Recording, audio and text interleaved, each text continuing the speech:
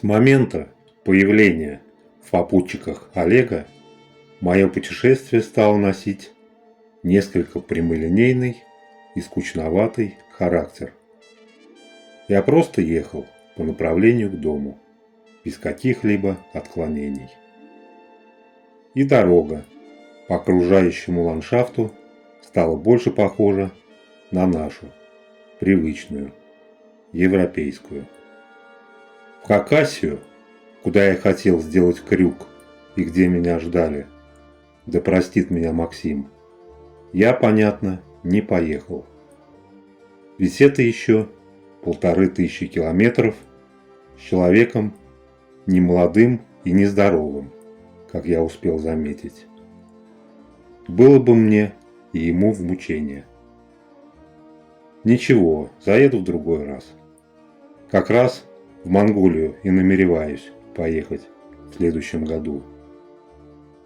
Двигаться предстояло в итоге через Чувашию, где я высаживал Олега дома. То есть практически до своего дома я был с ним в связке. Перестала чувствоваться некая свобода одиночного трипа. Я был уже вынужден ежедневно искать ночлег во всевозможных гостиницах и на квартирах. То есть, кто знаком с этим процессом, это значит какое-то время с утра втыкать в телефон, посещая разные островки, и ждать, примут не примут. Честно говоря, это меня напрягало, так как выбор жилья, которое доступно прямо сейчас или через несколько часов, невелик. Оно, это жилье, или неподобающего качества, или по заоблачным ценам, или его нет вообще в ближайшем населенном пункте. И приходилось гнать до следующего, маломальски пригодного жилья уже в сумерках, что мне было трудно в связи с плохим зрением. Ну а планировать жилье дальше, чем на сутки, бессмысленно при заведомо незнакомой дороге. И ночевать с мужчиной, пускай и щупленьким, в маленьком автомобильчике для меня было не камильфо. В общем, от жилья к жилью не мой, но вынужденный и единственный в данном случае формат путешествий. И я уже взял на себя этот крест, или как нынче на сленге говорят, писанулся. Варианты избавить от Олега, как то сдать его в полицию или в приют, как мне, наверное, посоветовали бы, я не рассматривал. На мой взгляд, несколько бессовестно это было бы. Тем более, я его уже обнадежил, хотя ничего и не обещал. Да и на мошенника он не похож. Слишком уж не приспособленный к современной жизни. Хотя бы тот факт, что мобильного телефона у него никогда не было, и что он не знает, как кнопкой смывать унитаз. Это уже о многом говорит. И не бомж он, и не бродяга, коих немало на трассах. Просто человек, попавший в беду, но не отдающий до конца себе в этом отчета в силу, наверное, особенных умственных возможностей. Хотя он и не дебил, и не пьющий. Собеседник он был неинтересный. Да мне, когда я за рулем, мешает собеседник, особенно слишком разговорчивый, отвлекает от дороги. Я посадил его на заднее сиденье, и его присутствие вообще перестало ощущаться. Просто как 60-килограммовый груз. Единственное, что я решил не менять в карте путешествия, это намерение проезжать насквозь все более-менее крупные города с заездом на центральную площадь, где, как правило, есть памятник Ленину. Ну и сами собой попадающиеся по пути природные достопримечательности тоже посещать. Например, где-нибудь на Урале. С Олегом покушать вот в такое кафе. Значит, борщ, пюрешка с котлетой и морс на двоих, то есть 2 порции. По 2 порции вышло 700, ну почти 800 рублей. Ну нормально. Хорошо. Вернее, это кафе было при въезде в Ачинск. Электричка придет и уйдет.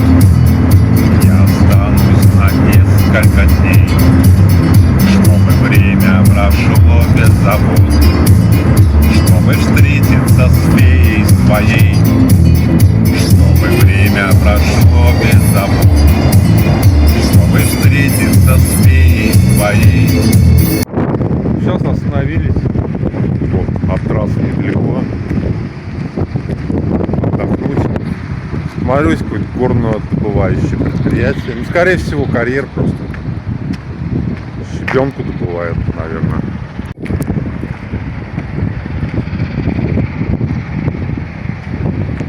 Ну, это Кузбасс. Бытовки стоят. Ну, у нас тоже такие карьеры есть. Я думал, может быть, разрез какой-то. Оказывается, нет. Сейчас едем в Кемерово. Надо проехать сквозь город. Буду проезжать сквозь все города. По крайней мере, через центр точно. Сегодня, кстати, день горняка. Вот что интересно, воскресенье, а тут работа идет вовсю. Подошел охранник, поинтересовался, что я снимаю, зачем снимаю. Ну, понял, что я не шпион и не какой-то там вредитель. Забыл сказать, сегодня ночевали в Мариинске в двухместном номере с двухъярусной кроватью. Но я там ничего не успел снять, вернее, забыл снять. Ну, стандартный номер 1700. Таких много номеров, в общем. Достаточно чисто, переночевать просто. Холодильник есть. Постирать можно, плюс 250 рублей. Ну, в общем, как везде.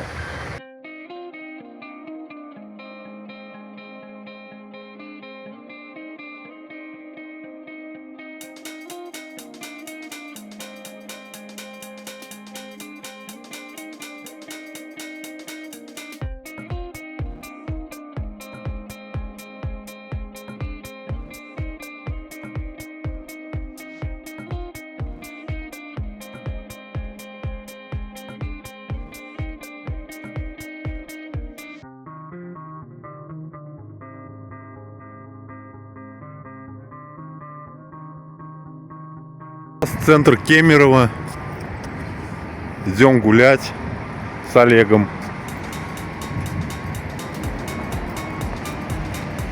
Кофе, цветы. В общем, надо к памятнику Ленина добраться. А он где-то здесь.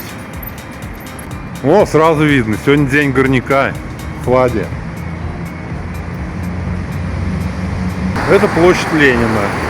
Там вдалеке Ленин виднеется, за моей спиной.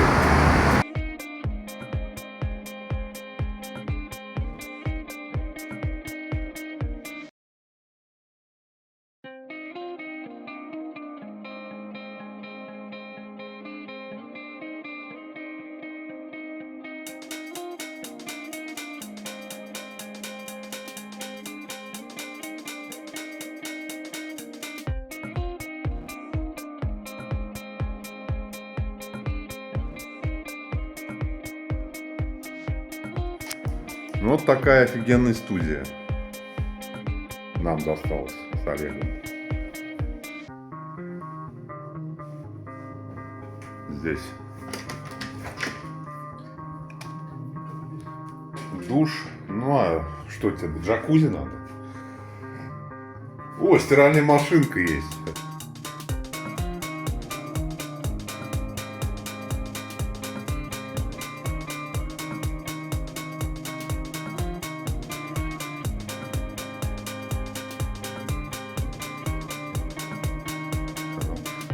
Мне, кстати, вышла она всего 1800. Адрес напишу. Самое сердце Новосибирска. Дом культуры или театр. У меня немного голос подсел. Вчера мороженое съел. Все, сейчас у меня появился оператор.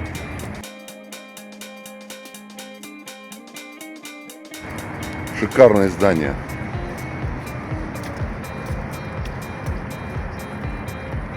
Театр Новосибирский.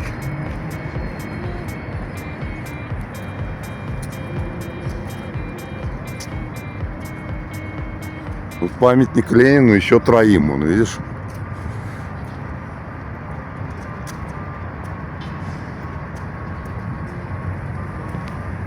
Центральная площадь Новосибирска примерно так выглядит.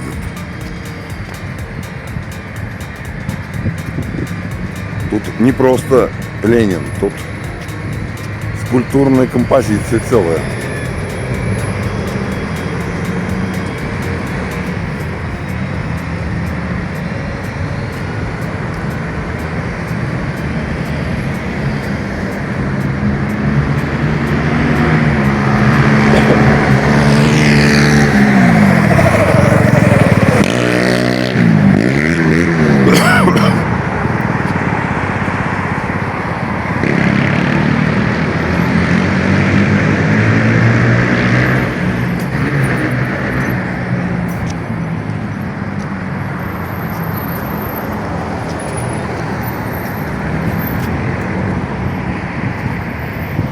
Километров за 100 от Новосибирска уже начинаются западносибирские равнины такие.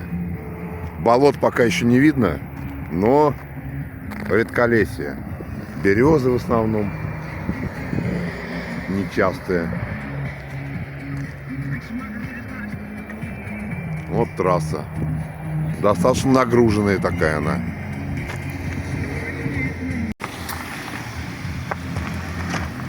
Приехали мы в город Калачинск. Сейчас заселимся в какой-то отель. Купил я вот блинчики всякие пожрать. Это. И у меня такая беда еще произошла. Поймал я где-то камень по пути. Вот буквально между Новосибирском и вот этим местом. Калачинском. Нужно будет завтра заезжать к мастерам, чтобы они остановили ее. Как там они клеем заливают, что-то делают. В Омск надо будет заезжать. Вот так, чтобы дальше не поехал. В общем, гостиница представляет себя следующее. 2 кровати, как в больнице. Холодильник, телевизор, столик, чайник.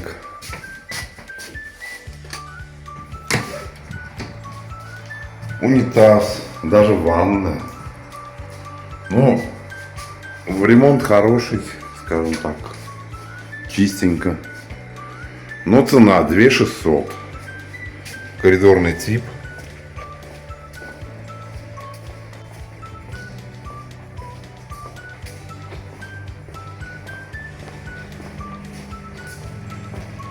Здесь у нас кухня. Подогреваю сейчас блинчики, которые я купил. Тут кто-то уже намылился готовить. Завтра макароны с тушенкой надо будет сварить в дорогу. Уезжаем из этого мотеля. Ну, нормально, советское тут такое обслуживание. Дорого. То есть, скажем, еще из советской власти они делают. Ну, как и многие провинциальные отели такие. Еще тех времен. Ремонт вроде нормальный. Можно жить. Но все-таки цена за ремонт заложена в цену. Трещинку мне отремонтировали вот здесь вот. Фрунзе 55. Ну, не все, а чтобы она дальше не пошла. Здесь вот клей остался. За клеем горел. Так что я надеюсь, что доеду, а там же отремонтирую. Ну, это старый Омск.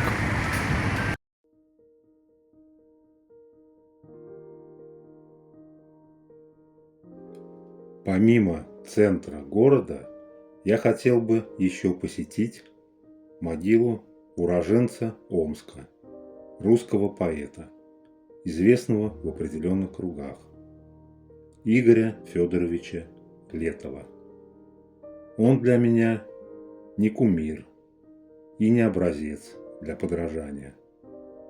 Но это один из тех немногих деятелей отечественной рок-культуры, который не прогибался под действующую власть, несмотря на оказываемое давление. Пускай его стихи не идеал классического поэтического творчества, он не был поборником чистоты русского слова, а его мелодии, наверное, далеко не эталон мирового композиторства. Однако тексты его песен содержат ту необыкновенную искренность и потрясающую правдивость, которая в сочетании с ярким умом, как чистое озеро, отражает насущные противоречия и одновременно подчеркивает необыкновенную гармоничность Божьего мира. И мелодии песен просты, понятны, пронзительны и трогают душу. А не это ли все признаки гениальности? Я считаю, что он личность с большой буквы, немного недооцененная, но создавшая свой уникальный и неповторимый стиль и проживший свою яркую и необыкновенную жизнь. Конечно, на любителя. А я любитель. Архитектура действительно, даже меня, человека, скажем, эстетически, может быть, не подкованного, меня это поражает, эта архитектура. Даже чем-то вот на Ростов-на-Дону похож. Самое главное, это все не современные постройки, а позапрошлый век, скорее всего.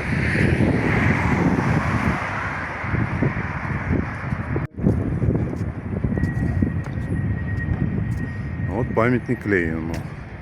Но у меня такое подозрение, что это не центральный памятник Ленину. Потому что что-то какой-то он не такой, как обычно бывает в подобных областных центрах.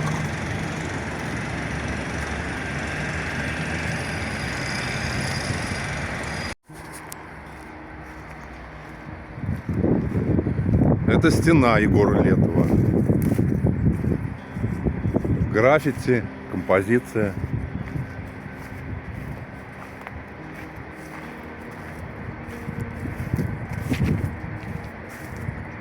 На полотне железной дороги.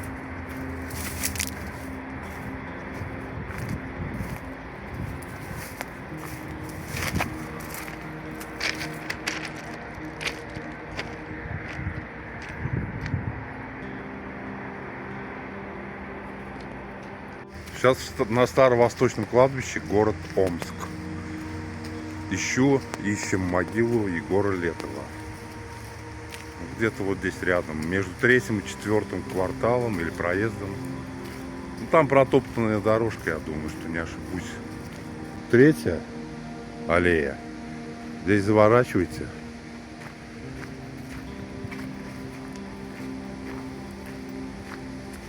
И идем.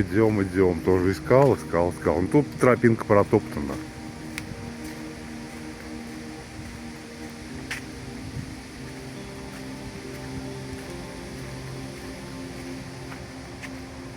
А вот и его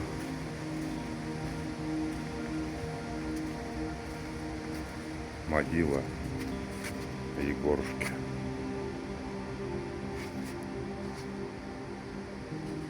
Игоря.